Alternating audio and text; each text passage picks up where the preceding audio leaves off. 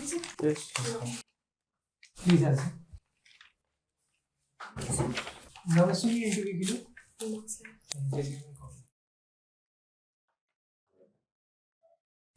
प्रतिमा जी, आपके नाम का मतलब? Sir statue statue. Murti ji sir. ठीक है, अपने बारे में कुछ बताइए एजुकेशन के अलावा। एजुकेशन हमें दिख रही है, और बताइए अपने बारे में कुछ। My name is Pratima Rathi. I belong to Jeend, Haryana. Education you're denied, sir. ठीक Then है। hobbies. Hobbies. My hobbies are I like to cook and play outdoor games. Outdoor games में कोई फेवरेट गेम आपकी? Sir, badminton and cricket also I like. Cricket.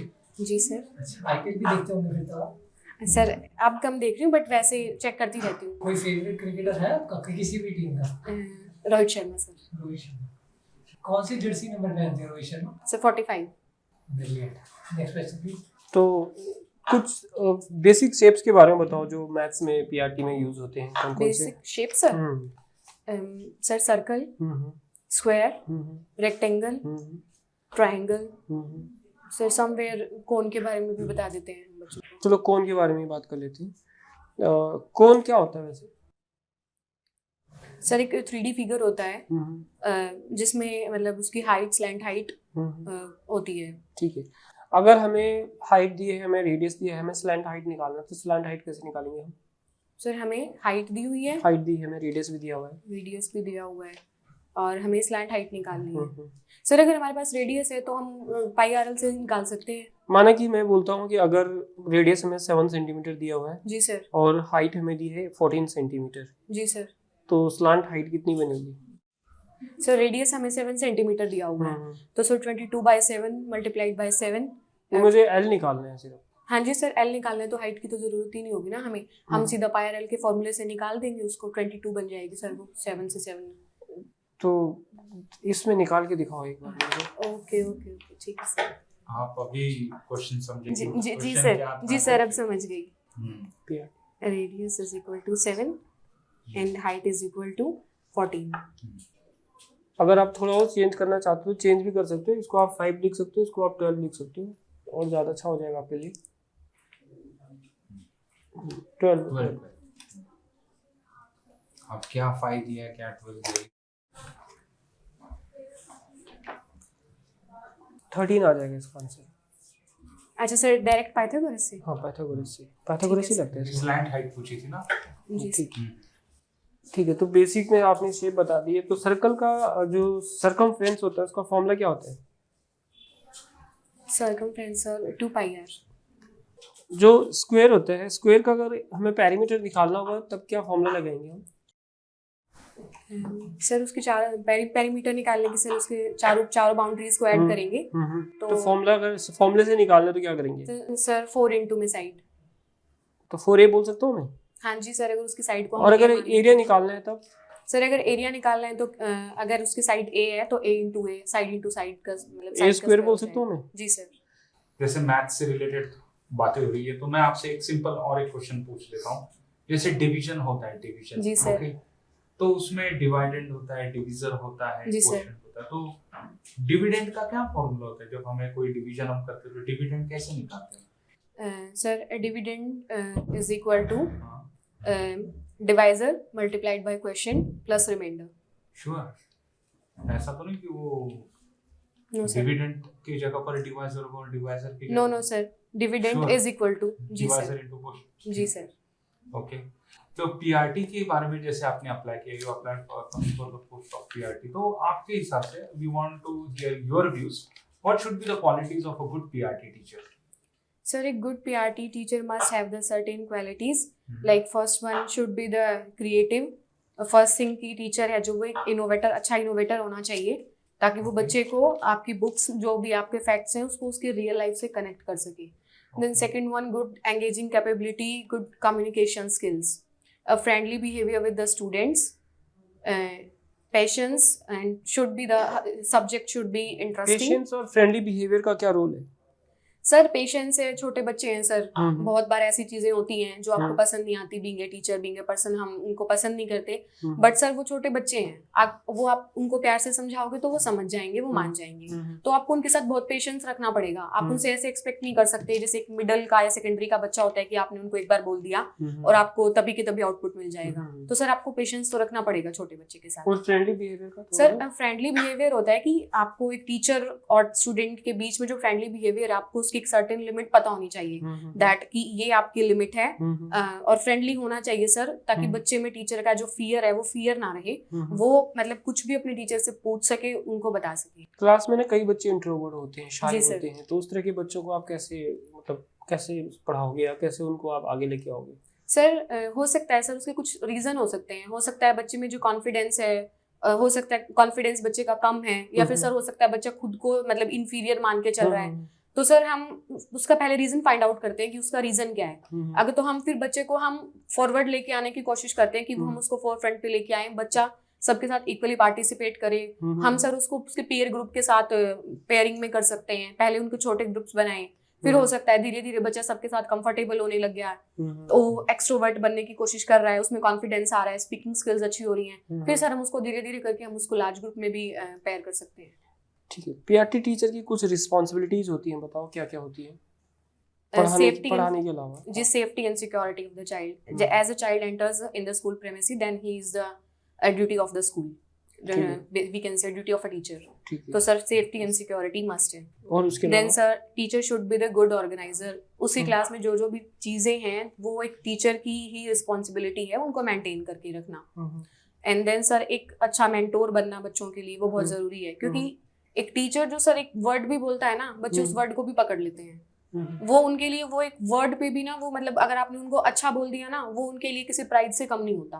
और अगर आपने उस बच्चे को, अगर उसका कोई वीक पॉइंट था, अगर उसके मार्क्स अच्छे नहीं आए टेस्ट में, अगर आपने उसको कंसोल कर दिया, वो चीज उसके लिए एक बहुत मतलब काम करती है, एक स्टिमुलस काइंड ऑफ हो जाती है बच्चे के लिए। और बच्चा मतलब अगर आपने उसको कंसोल किया तो हो सकता है सिर्फ आपकी कंसोलेशन से वो नेक्स्ट टाइम बहुत अच्छा इंप्रूव कर जाए। ठीक है। जी सर। मैथ्स में डिजिट्स होते हैं। जी सर। नंबर्स भी होते हैं। जी सर। डिजिट्स और नंबर्स में कोई फर्क होता है? सर डिजिट्स ऐसे होती है लाइक 1 2 3, और जब वो कंप्लीट हो जाता है तो वो एक नंबर बन जाता है।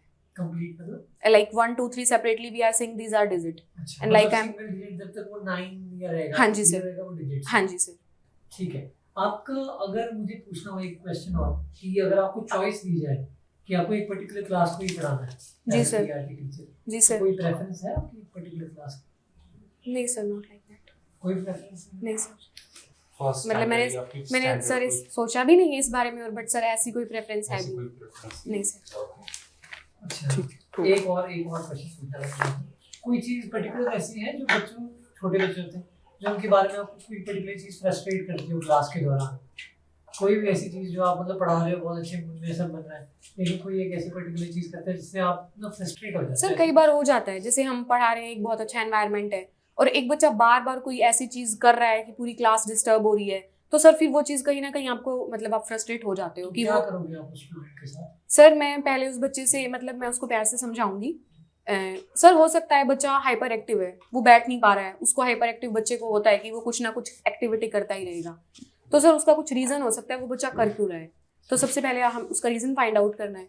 तो सर उसके बाद जिस भी तरीके से मतलब प्यार से मैं उस बच्चे को समझा सकती हूँ, और सर बच्चे समझ जाते हैं, एक बार में नहीं 2 बार में आप उनको प्यार से डील करते हो, वो मान लेते हैं आपकी बात को। तो ये जैसे हाइपर एक्टिविटी का जिक्र किया, डिसऑर्डर होता है एडीएचडी? हाँ जी सर, होता है। क्या आपको आइडिया है क्या होता है एडीएचडी? सर उसमें ना बच्चा ना बैठ नहीं पाता है, अच्छा, उसको सारा दिन, सर पर्सनली सर मेरा भांजा है 3 साल का, सर वो हाइपर एक्टिव है, तो सर वो सारा दिन मूवमेंट्स करता रहता है। क्लिनिकली प्रूवन है कि उनको एडीएचडी है या नहीं, ऐसा कुछ है? नहीं सर, हम वैसे ही बोलते हैं सर, उसको बहुत सर बैठ नहीं सकता, वो उसको है मतलब कि, तो वो बच्चे सर ना सारा दिन वो ना मतलब उनमें एक एनर्जी जो होती है ना सर, मतलब बहुत अच्छी एनर्जी होती है उनकी, तो वो अपनी एनर्जी को पूरा दिन यूज ही करते रहते हैं।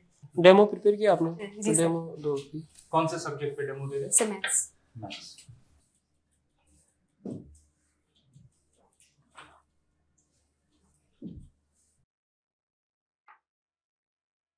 May I consider this as my classroom? Yes.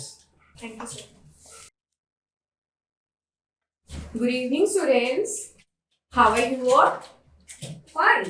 Okay, very good. Ma'am is also fine. So tell me beta, what is the date today? Yes, today date is 29th April 2023. And which day? Day is Saturday. Which day? Saturday. And which subject are we going to study now?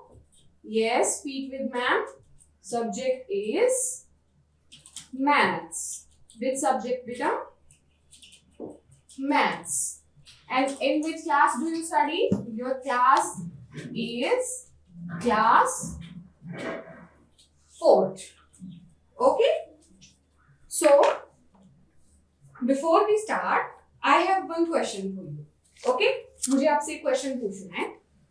Have you had your breakfast today? Yes, आप सबने breakfast किया था? क्या खाया आपने breakfast में? Yes, you tell me. Yes, हर्ष बेटा, you tell me. क्या खाया आपने? Bread. Okay, very good. Next, who will tell me बेटा क्या खाया आपने? Yes, Riyansh, you tell me. आपने क्या खाया बेटा? चपाती. Okay. Sit down बेटा. Take your seat. Okay. Anyone else? और कौन बताएगा? Yes बेटा, आपने क्या खाया? पराठा. Okay. Sit down. तो मुझे ये बताओ बेटा, रियांश, आपने कितनी चपाती खाई सुबह? कितनी खाई? 1. ओके. आपने कितने स्लाइस ऑफ ब्रेड खाए बेटा? Yes Harsh, you can tell me. 2. Okay. And you बेटा, आपने कितना पराठा खाया? कितना खाया? हाफ. आधा पराठा खाया आपने. ओके. तो अब इस हाफ को कैसे लिखेंगे? कैसे लिखेंगे? Do you know? Okay, ma'am will tell you. कैसे लिखेंगे? हाफ को हम लिखते हैं ऐसे 1/2. ओके, 1/2. इस लाइन से हमने क्या कर दिया? इसको सेपरेट कर दिया.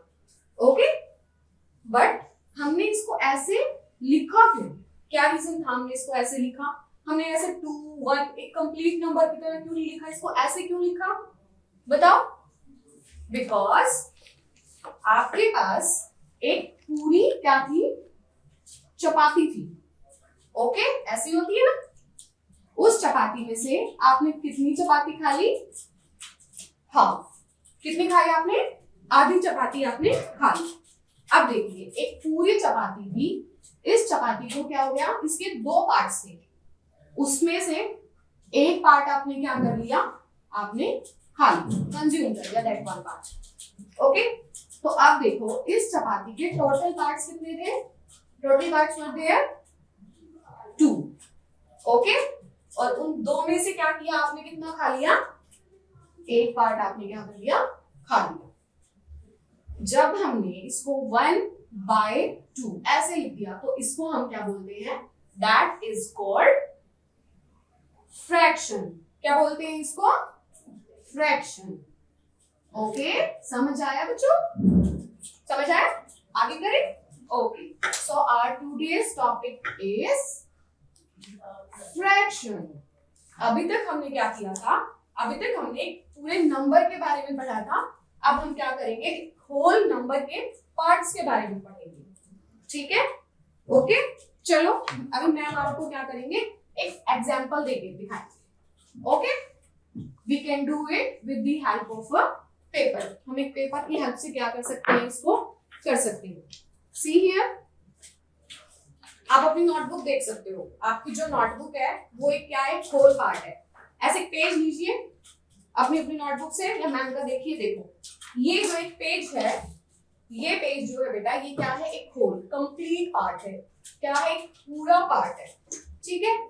अब अगर मैम ने इसको क्या कर दिया? फोल्ड कर दिया. मैंने इसको क्या कर दिया? फोल्ड कर दिया.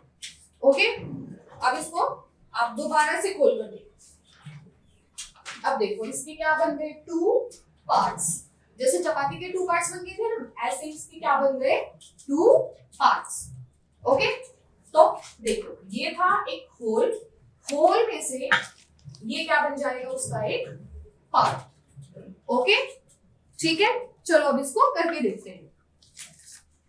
जो ये 1/2 होता है, 1/2, 2 क्या है, टोटल पार्ट्स, किसी भी चीज के जो है क्या है, total parts that we are having, कि जितने पार्ट्स जो क्या है हमारे पास हैं।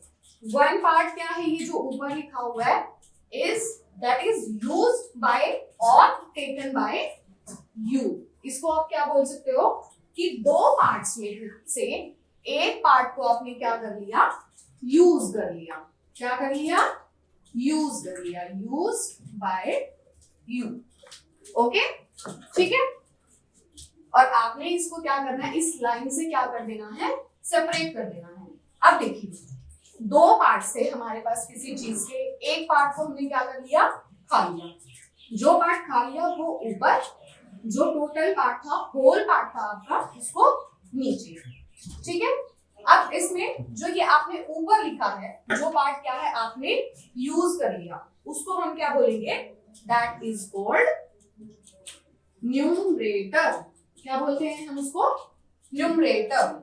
और जो हमारे पास total the whole part that we are having, उसको हम क्या बोल सकते हैं, we can call it denominator. Okay बैठ जाओ। बताइए as a teacher. Sir as a teacher भी, और सर समवेयर मैंने sir I always run for the perfection. Okay, तो उस चीज में सर होता है कि कई बार आपको मतलब परेशानी भी हो जाती है। सो केवीएससी क्यों ज्वाइन करना है आपको? जैसे आपको मैथ्स एज आपका ये सब्जेक्ट देखा जाए या पीआरटी के लिए देखा जाए, तो पीआरटी के लिए तो मतलब काफी सारे प्राइवेट इंस्टीट्यूशन से, अदर भी गवर्नमेंट बॉडी से जहाँ पर आप जाके पढ़ा सकते हैं। जी सर। तो what is the main reason for joining KVS? Sir, as KVS is a central organization having the different cultures, the different colleagues you can meet there, which helps you to increase your teaching skills. KVS को sir हम mini India बोलते हैं, तो sir उसमें आपको खुद के लिए मतलब एक्सप्लोर करने का, ट्रैवलिंग करने का आपको मतलब बहुत अच्छा चांस मिलता है। और सर एक economical expect which we don't get from the state government, sir somewhere वो फैक्टर भी होता है। तो सर इसलिए KVS is my priority. Okay, तो one last question from the panel. So काफी सारे इंटरव्यूज हो रहे हैं इस पोजीशन के लिए, पीआरटी पोजीशन के लिए, and every candidate is giving their best, but we want to select the best out of this best. जी sir. So now you have to convince us in next 30 seconds why we should hire you for this position. Sir, as I think a good PRT teacher must have the certain qualities which makes him or her different from the other teachers, and I think she should have a good communicative skills, and more important should be a good creator. जब तक आप बच्चे को आपकी उसके books, उसके factual knowledge को उसके रियल लाइफ से कनेक्ट करके नहीं पढ़ाओगे, बच्चा कनेक्ट ही नहीं कर पाएगा। तो सर आप बच्चे को सिर्फ आप फैक्चुअल नॉलेज दे रहे हो, आप मतलब उसको सिर्फ एक जो हम बेसिकली बोल देते हैं कि बस job oriented kind of education चल रही है आपकी। तो सर इसीलिए सर उसका स्टूडेंट्स के साथ अच्छा फ्रेंडली बिहेवियर होना भी बहुत ज़रूरी होता है। और सर पेशेंस होना चाहिए एक टीचर में, उसमें एबिलिटी हो कि वो अपने सब्जेक्ट को इंटरेस्टिंग से इंटरेस्टिंग बना के बच्चों तक डिलीवर कर सके। ठीक। And I think I have all these qualities sir. Okay. So Pratima ma'am, आपका कॉन्फिडेंस लेवल और आपकी वॉइस जो इंटरव्यू में थी, बेस्ट मतलब जैसा होना चाहिए कॉन्फिडेंस लेवल वो है आप में, आपकी वॉइस भी एकदम परफेक्ट है। बेस्ट पार्ट हो क्या, आपने आई कांटेक्ट भी मेंटेन किया था तीनों पैनलिस्ट में। नॉर्मली होता है कि हम जब एंगेज हो जाते हैं किसी एक पैनलिस्ट के क्वेश्चंस के साथ में, तो हमारा आई कांटेक्ट उसी के साथ रहता है, but you are very much engaged with all the 3 panelists. The second part was the match फॉर्मूले में जो हुआ, जो सर मेरे को रहती है मेंसुरेशन में थोड़ी सी दिक्कत, वो दिक्कत से हमें बाहर निकलना है, क्योंकि हमारा जब जनरल क्वेश्चन, सिचुएशनल क्वेश्चंस और डेमो अगर इतना अच्छा हो रहा है तो हम यहाँ पर वीक हो ही नहीं सकते। We have to come out of that. ये मुझे नहीं लगता है कि आपको फॉर्मूले याद नहीं थे, मुझे ऐसा लगता है कि फॉर्मूले को देख के आप डर जाते हो। सर मेरे को है मेंसुरेशन, सर मेरे को मैथ से है थोड़ी दिक्कत। नहीं तो वो देखिए, आपको मैथ्स पढ़ाना है एज अ पीआरटी टीचर। अगर हम इस बात को देखें तो EVS, maths, English and Hindi, तो maths is most important subject. So मतलब formulas it should be like, it should be on the, ये कोई भी जी। फॉर्मूला मुझे पूछो, बेसिक शेप्स का पूछो या एरिया पूछो, it should be in your mind immediately, you should be able to recollect. बाकी जो भी टेक्निकल क्वेश्चंस कुछ और भी सर ने पूछे थे उनके आपने सेटिस्फैक्टरी जवाब दिए थे। डेमो वाज बेस्ट, डेमो का न्यूमरेटर डिनोमिनेटर तक, मतलब ओपनिंग ऑफ द टॉपिक से लेके न्यूमरेटर डिनोमिनेटर तक आपने बहुत अच्छी तरीके से एक्सप्लेन किया। हैंडराइटिंग भी अच्छी है, आपने एग्जांपल्स देके उसको काफी अच्छी तरीके रिप्रेजेंट किया, इंटरेक्टिव था, एंगेजिंग था। तो बाकी केवीएस क्यों ज्वाइन करना है, why we should hire you, everything was good. But only ये है कि सब्जेक्ट में अगर आपको मैथ्स के क्वेश्चंस आ जाए तो ऐसा ना हो कि यू जी सर एक्चुअली Then it इसमें will ये है create ना a कि सर bad- बेसिक फॉर्मूले याद कर लिए, लेकिन उनको जो मतलब एक उनका जो डेरिवेशन है जो भी है, तो थोड़ा हाँ, सा सर। उसके ऊपर ध्यान दीजिएगा। बाकी overall it was good sir. ठीक है, इंट्रोडक्शन आपका अच्छा था और कॉन्फिडेंस भी आपका अच्छा है थ्रू आउट, जो भी है दोनों में।